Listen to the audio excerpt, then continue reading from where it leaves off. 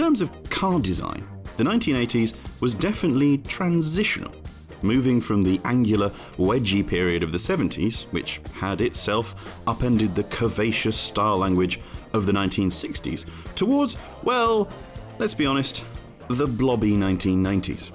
The term best is very subjective, but the array of concepts here definitely illustrate the extremes of the decade in question. And before we begin, if you enjoy this video, do please give it a like. And if you want more from Goodwood Road & Racing, subscribe to the channel.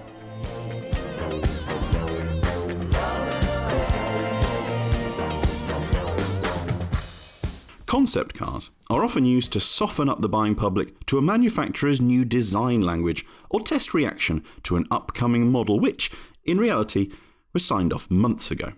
Sometimes, however, they are a sleight of hand to distract the audience from the fact that the car maker doesn't have anything newsworthy on sale. Such was the case with the Citroën Karin, after the maker realised it had nothing of note to display at the 1980s Paris Motor Show. Sacré bleu! Citroën's design chief, Trevor Fiore, was sent off with a dream brief: create a vision of future motoring starting from a clean sheet. The result was practically a physical, three-dimensional embodiment of the marque's double chevron logo.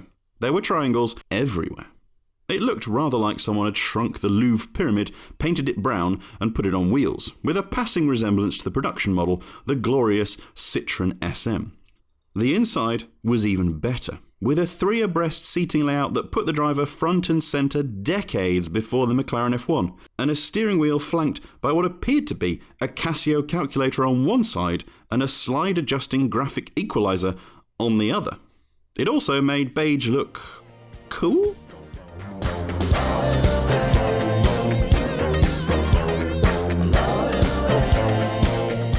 Taking up the design mantle at Carrozzeria Bertone would be daunting enough, but when your predecessor penned the Miura and the Countach, and your first task is design a Lamborghini concept car, you better bring your A-game. Designer Marc Deschamps was perhaps also inspired by the Louvre. Had the Athon possessed a roof, it would have shared a similarly pyramid-like profile as the Karin. Deschamps stayed with the established Bertone language of sharp creases, geometrically shaped panels, and innovative glazing. The end result looking a little like Battlestar Galactica's runabout.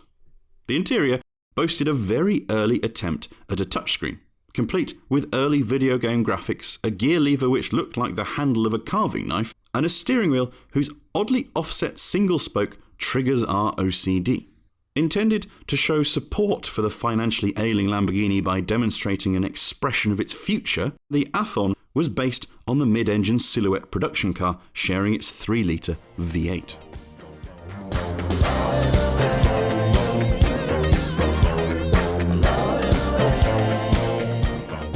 Amazingly, this was not the first hybrid concept vehicle. That honour goes to the Fiat 131 Ibrido, which beat Briggs & Stratton to the punch by a matter of months. It only had 4 wheels, though. The manufacturer of dependable, long-lived lawnmower engines wanted to demonstrate, after decades of oil crises, that cruising at the US national speed limit of 55 miles an hour didn't need an oversized V8. Their Model 42 air-cooled 694cc flat twin would do just as well. That engine drove the first of the 2 rear axles, with 12 6-volt lead-acid batteries powering the other. Remarkably for the time, these batteries gave the car an electric-only range of 50 miles and helped it to a top speed of 68 miles per hour, as demonstrated to the press by none other than Richard Petty.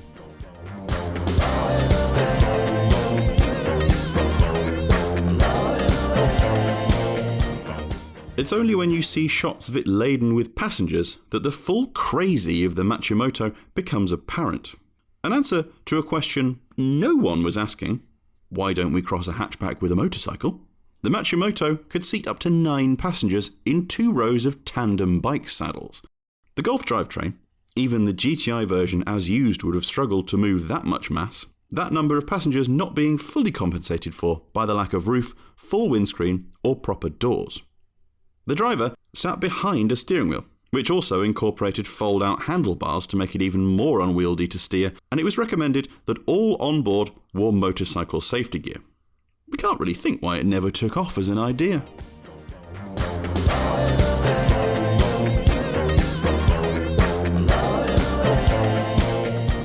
Minivans, as the Americans are wont to call them, are not usually a fertile ground for concept cars.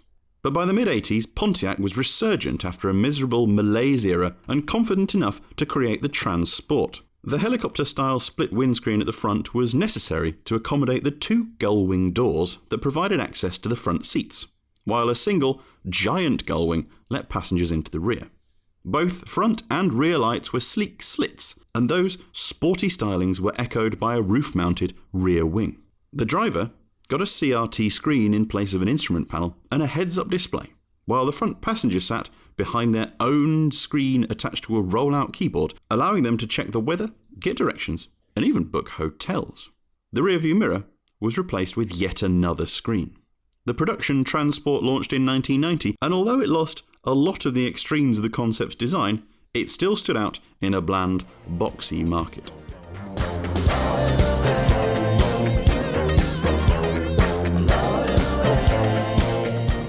Looking at that picture, what would you expect to find powering the second of our Bertone concepts? Surely not a Lamborghini V8 like the Athon. Nah, it was actually Lamborghini's V12, mated to a 3-speed Chrysler TorqueFlite automatic gearbox.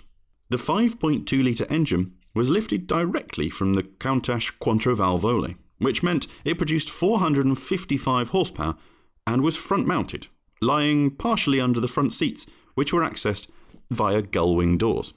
Sliding rear doors provided access to the sumptuous reclining rear seats with adjustable leg rests. The entire cabin was trimmed in cream and red Alcantara, which doesn't sound enormously practical for a family 4-seater. It wasn't exactly a modern-day Lamborghini Marzal, the car which gave us the stunning Espada, but it was a fully functional concept that Bertone had invested tens of thousands of man-hours in. We're just not sure why.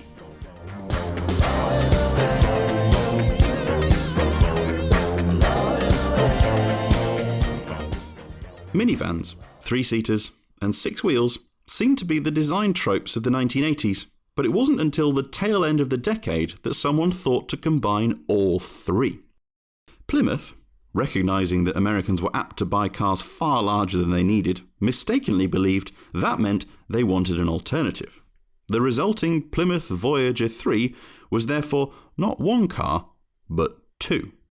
Car number 1 was a compact 3-cylinder propane-burning front-wheel drive hatchback with 3 abreast seating perfectly sized for the city commute. Its companion vehicle was an attachable pod with its own engine and a double rear axle, which could be mated to the hatchback to provide total passenger carrying capacity of 11. The 2 engines gave the car 4-wheel drive, and Plymouth claimed similar power output to a traditional V8. The rear wheels of the front section retracted upwards when the cars were joined to prevent steering problems, sadly hiding the fact that this overcomplicated behemoth was, in fact, an 8-wheeler. These, then, are our favourite bonkers 80s car concepts. But let us know in the comments below if we've missed any out.